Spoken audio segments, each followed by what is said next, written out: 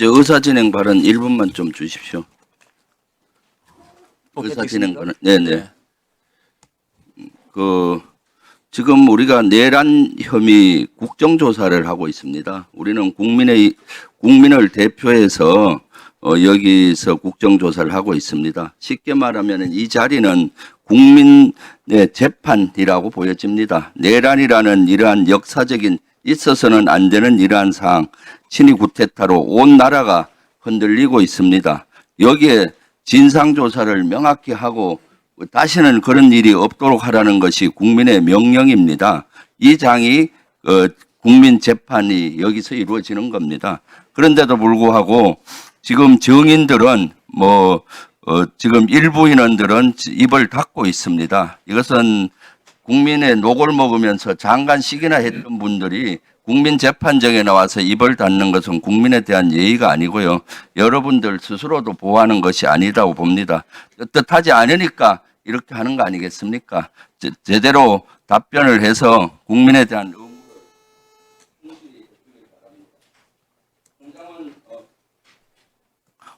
홍장원 전 국정원 1차장님 나와주세요.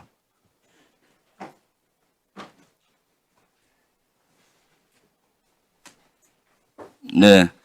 1차장님은 12월 3일 날 비상계엄이 있는 날 한 20시경에 대통령이 전화가 올 테니까 전화 대기하라는 거 누구로부터 받았습니까?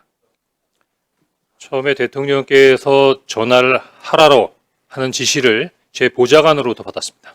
아, 전화를 대통령한테 하라고? 예, 그런 지시가 있었다. 아, 대통령께서 전화를 하라고 하신다라는 지시를 전달받았습니다. 그러면은 몇 시쯤 그걸 받았죠? 예, 한 8시 좀 넘어서인데 제가 저녁 8시 22분에 대통령께 전화를 드렸습니다. 아, 먼저 전화를 드렸어요? 예. 8시 22분에? 그 지시를 받고 네. 제가 전화를 먼저 드렸습니다. 그럼 대통령이 뭐라고 얘기를 했습니까? 무슨 보고를 했죠? 요지는 한두 시간 후에 중요하게 전달할 사항이 있으니 통신 축선에 대기하라는 지시였습니다. 통신 숙선에 대기해라? 그렇습니다. 내용은 얘기 안 하고요? 예, 그 내용은 아마 중요한 얘기가 있는데 한두 시간 이후에 얘기하겠다라는 말씀으로 이해했습니다. 그리고 나서 그러면은 뭘로 유추했습니까? 사실 그때는 특별하게 유추할 수 있는 근거가 없었습니다. 그래서 그 다음에 다시 대통령한테 전화가 온 시간이 언제입니까? 8시 22분에 통화를 한 이후에 대통령께서 대기하라고 한 말씀이셨기 때문에 국정원 청사로 돌아가서 직무실에서 대기하고 있었습니다. 그리고 대기하고 있는 중에 10시 23분에 비상계엄이 일어난 부분을 TV로 보고 그 후에 한 30분 정도가 지난 10시 53분 정도에 대통령께서 전화를 주셨습니다. 그때는 대통령이 1차장한테 전화를 먼저 했다? 그렇습니다. 네. 어떤 내용의 전화를 했습니까? 전화 내용이 뭐였습니까? 첫 번째는 비상계엄을 발표한 사실을 확인했는가 하는 부분이고 두 번째는 아까 윤건영 의원님께서 질문했던 내용과 동일합니다. 중요한 요지는 방첩사령부를 적극 지원하라는 부분이 이어지셨습니다. 방첩사를 적극 지원하다. 그리고 또 있었잖아요. 잘 지원하면은 예산도 주고 수사권도 주겠다. 이런 얘기. 아니 그런 말씀은 아니셨고요. 네. 풀 텍스트를 직설화법으로 원하신다면 그대로 말씀드리겠습니다. 그럼 방첩사를 지원하라. 예, 전화를 받으니까 네. 비상계엄 발표하는 걸 확인했냐고 물으셨고 네. 그다음에 조금 좀 강한 어투라서 말씀드리기가 좀 어렵습니다만 하여튼 이번에 다 잡아들여서 싹 다 정리해라 라고 말씀하셨습니다. 근데 그때 목적어가 없었습니다. 그래서 어느 누구를 그렇게 해야 되는지까지 잘 몰랐고 그렇다고 대통령께 누구를 체포하라는 말씀이십니까? 라고 여쭤보기도 뭐해서 잠깐 기다리고 있는데 대통령께서도 약간 말씀에 퍼지가 있었습니다. 그러더니 지금 주시겠다는 건지 아니면 향후에 주시겠다는 건지 말씀하지 않은 상태에서 국정원의 대공수사권을 줄 테니 이번에는 일단 방첩사를 적극 지원해라. 아마 방첩사에 자금이면 자금, 인원이면 인원 무조건 지원해라고 말씀하셨습니다. 네. 비상계엄. 제가 네. 예 알겠습니다라고 답변했습니다. 그래요. 그래서 1차장은 방첩사령관한테 전화를 했나요? 그렇습니다. 몇 시에 했죠? 10시 53분에 대통령님 전화가 끝나자마자 대통령께서 지시하신 분이 방첩사를 지원해라라는 부분이 있으셨기 때문에 이어서 바로 기억하기로는 11시 6분에 방첩사령관에게 전화했습니다. 방첩사령관한테 전화를 했는데 그때 방첩사령관하고 무슨 통화를 했습니까? 예, 방첩사령관에 11시 6분에 전화했던 것은 처음 전화가 아니고요. 10시 23분 비상계엄이 발표되는 걸 보고 바로 제가 방첩사령관한테 전화를 한 적이 있었습니다. 왜냐하면 10시 23분에 TV를 통해서 방송을 통해서 비상계엄이 발령되는 걸 보고 당시 굉장히 많이 당황했었는데 비상계엄이 발효된 것보다도 더 당황스러웠던 것은 당시로서는 국정원이 비상사항과 관련된 부분에 대해 정보 보호를 전혀 갖고 있지 않았습니다. 따라서 국정원이 그래도 국가의 핵심 정보기관인데 비상사항이라는 부분에 대해 정보 판단이 전혀 이루어지지 않은 상태에서 어떻게 비상계엄이 발효가 됐는가 국정원이 뭔가 그때 방첩사령관 뭐라 했습니까? 좀 예. 짧게 해주세요. 네. 그래서 방첩사령관한테 확인하기 위해서 전화했습니다. 네. 그랬더니 방첩사령관이 저희들도 잘 모르고 있는 상황입니다. 오케이. 위에서 시키는 대로 하고 있습니다라고 답변을 했고 그런 상태에서 대통령께서 전화를 받은 다음에 방첩사령관에게 전화했습니다. 그러니까 마찬가지로 나중에 계속 머뭇머뭇해서 제가 어떻게 된 거야? 라고 얘기했더니 계속 이야기를 안 하길래 부위께서 전화하셨어. 대통령께서 너희들을 도와주래. 라고 이야기를 했더니 그 이후에 아마 정보위에서 말씀하신 그 관련된 내용들을 저한테 얘기했던 겁니다. 그러니까 여러 명 정치인 체포해라 이재명 포함해서 그렇습니다. 몇 명 정도 체포하라 했죠? 제가 기억하기에는 중간에 뭐 일일이 세지도 않았고 당시 밤중에 전화로 메모지에 막 메모를 하는 상황이었기 때문에 14명 정도로 기억합니다. 네. 그리고 계속 있었는데 택도 안 되는 소리라서 끊었다는 얘기 아니에요? 그냥 끊지는 않았고요. 물론 뭐 속으로는 그런 생각을 했지만 대통령이 지시고 방첩사령관이 얘기하는 부분에 대해서 특별한 반응을 보일 수 없었고 마지막엔 그래서 어떻게? 라고 물었습니다. 뜻은 너가 원하는 대로 한다면 그럼 어떻게 하면 좋아? 그랬더니 저에게 직접 전화 주십시오. 이렇게 얘기했고 알았어 하고 전화를 끊었습니다. 그래서 그것을 어떻게 조치했나요? 구체적으로 말씀해 주십시오. 조태용 원장한테 보고했을 거 아니에요? 그 내용을?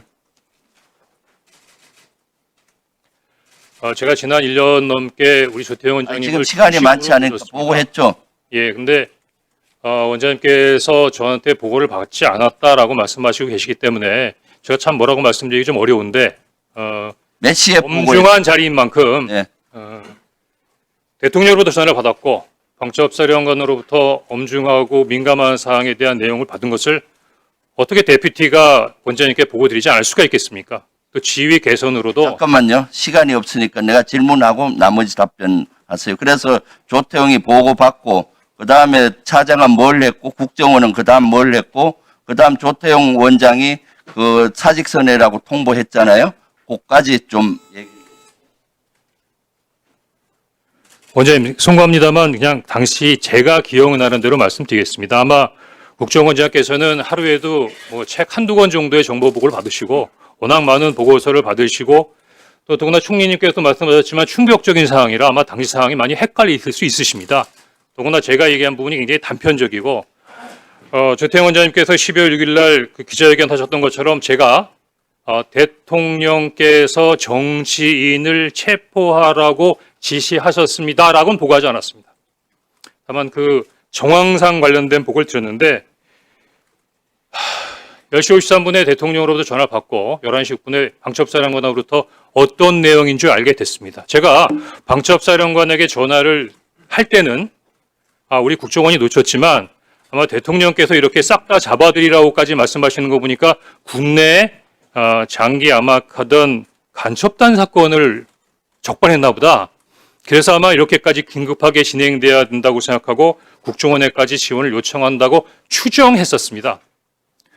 그런데 여인영 간첩사령관으로부터 체포 대상자 명단을 받아보는 순간에 이게 뭐가 잘못됐구나라고 전반적인 상황이 흐트러져서 이해하기 어려웠습니다.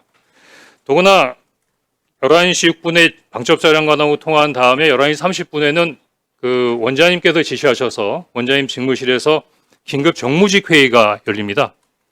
만약에 자리에 안 계셨다면 모르지만 방금 대통령으로 전화 받고 방첩사령관도 전화 받은 내용을 11시 6분에 알고 있는데 11시 30분에 정무집회일 때 바로 제 앞에 앉아 계셨거든요. 그거 어떻게 말씀 안 드릴 수가 있습니까? 네. 자, 정리하세요. 예. 다시 한번 말씀해 주십시오. 12월 5일 날 조태용 원장이 사직서 내라고 내야 되지 않겠냐. 근데 그 부분도 지금 그 국정원장님께서는 그 홍장원 차장이 정치적 중립 위반 의무를 위반했기 때문에 경질했다고 말씀하시는데 알았어요. 12월 5일 날 저한테 말씀하신 내용하고는 전혀 다릅니다. 네, 추가로 해주십시오. 네. 네. 네, 추가로 해주십시오. 네. 자, 두 번째는 자, 이제 우리 군 관련해 가지고 제가 좀 말씀을 좀 드리겠습니다. 이게 군 관련해 가지고 이러한 가짜 뉴스에 대해서 정말 국민의 한 사람으로서 아주 자괴감도 느끼고 진짜 비통함도 느낍니다. 특히 우선은요. 아니, 공수처가 우리 군을 이렇게 농락하고 또 국민을 능멸해도 되는지 우리 군인 여러분들 한번 생각해 보셔야지 되기 때문에 제가 좀 말씀을 드리도록 하겠습니다. 지난 14일 날이요. 공수처가 수방사 산하 55 경비 단장으로부터 출입 허가 공문 이 관인을 받아내는 과정 중에서 어떻게 했는지 아십니까? 여러 강압과 또 편법, 불법, 꼼수 이러한 시정 잡배도 하지 않는 그러한 비열한 갑질 속임수가 있었음에도 불구하고 국방부가 이렇게 조용히 있어서는 저는 안 된다고 생각합니다. 우리 군인 여러분들의 이 위상과 또 명예를 위해서라도 이런 점에 대해서는 앞으로 여기 계신 모든 우리 군인 여러분들께서 함께 이렇게 좀 나서야지 된다고 생각하고 있습니다. 자, 두 번째는요. 이러한 가짜뉴스 또 괴담 이번 국정조사를 통해서 상당 부분 밝혀졌습니다. 자, 한번 자료 화면 한번 보십시오. 계엄군 부대 감금, 혈서 작성, 가짜뉴스로 이번 국정조사를 통해서 확인됐습니다.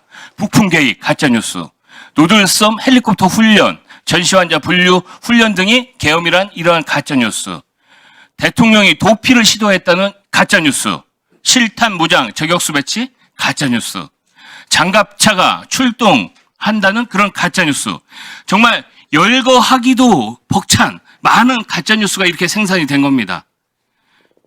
제가 보기에 야당에 협조적이던 우리 군 인사들조차 황당한 수준이라고 이렇게 부인할 정도의 그런 답변들을 주는 것을 보고 자, 과연 이것이 제대로 된 국정조사인가 싶습니다. 우리 저기 군인 여기 계신 우리 군 장성 여러분들, 증인으로 오신 모든 분들, 또 시청하고 있는 군인 여러분들께서는 앞으로 군 위상과 또 군 어떤 신뢰 회복을 위해서 좀 더 적극적으로 나서 달라는 게 제 간절한 좀 바람이기도 합니다. 자, 우리 저기 국가정보원장님. 네. 홍정원 1차장님께서 아까 말씀을 하셨습니다. 뭐냐면은 크게 이제 두 가지 부분이에요. 대통령이 정치인을 체포하라는 지시를 했다는 그 부분. 그리고 또 두 번째, 이번에는 나오지 않았습니다만은 그 전에 얘기했었던 게 뭐냐면은, 대통령이 직접 경질을 지시했다라고 하는 이 부분. 이 두 가지 부분에 대해서 지금 정보원장님하고 국가정보원장님하고 국정원의 1차장, 전 1차장하고의 진술이 매우 다릅니다. 국민들이 이것을 봤을 때는 국정원의, 대한민국 최고의 정보기관인 국정원의 원장과 차장의 답변이 다르다. 이것을 가지고 어떻게 이해를 할 수가 있겠습니까? 자, 국정원장님께서 이 부분에 대해서 명확하게 한번, 답변을 한번 하실 필요가 있다는 생각이 있어가지고 답변 기회를 드리도록 하겠습니다. 국정원의 그 원장과 전 1차장 사이에 상호 다른 지금 말씀을 드리게 돼서 그 상황 자체가 아주 당혹스럽고 특히 국가안보의 최일선에 서서 헌신하고 있는 국정원의 모든 직원들께 대해서 제가 송구스럽게 생각을 합니다. 그다음에 지금 의원님 질문하셨던 것과 관련해서는 첫 번째가 이제 우리 홍 1차장의 교체 관련해서 뭐 대통령이나 대통령실의 지시가 있어서 한 것이 아니고 제가 건의해서 했다고 다시 한번 제가 분명히 말씀을 드리겠고요. 그리고 아까 홍 차장이 제가 사직서를 내라고 통보했을 때에는 이재명 대표에게 전화하라고 하는 것이 정치 개입이기 때문에 내가 일을 할 수가 없다라고 말을 하지 않았다고 했는데 그 말씀은 맞습니다. 대체로 제가 인사를 할 때 그런 얘기들을 하면서 인사를 하진 않죠. 저는 정무직은 일할 때까지 일을 하는 자리이니까 지금 사표를 내달라라고 얘기를 했습니다. 그다음에 끝으로 말씀하셨던 대통령의 지시가 이제 정치인 체포 지시가 됐든 싹 다 잡아들이라고 하니까 뭔가 체포 지시인 것 같은데 그 체포 지시를 받았다는 얘기를 12월 3일 날 밤에 원장인 저한테 보고했느냐, 저한테 보고하지 않았다는 말씀을 제 명예를 걸고 다시 한번 확인하겠습니다. 네, 알겠습니다. 그리고 이제 마지막 이제 의사진행 발언 비슷하게 좀 말씀드리면요. 오늘 그 또 국무총리께서 계속해서 제가 진단서도 확인했습니다만은 이렇게 출석하셔갖고 몸도 안 좋은데, 위원님들께서 뭐 발언, 질문하실 일 있으시면.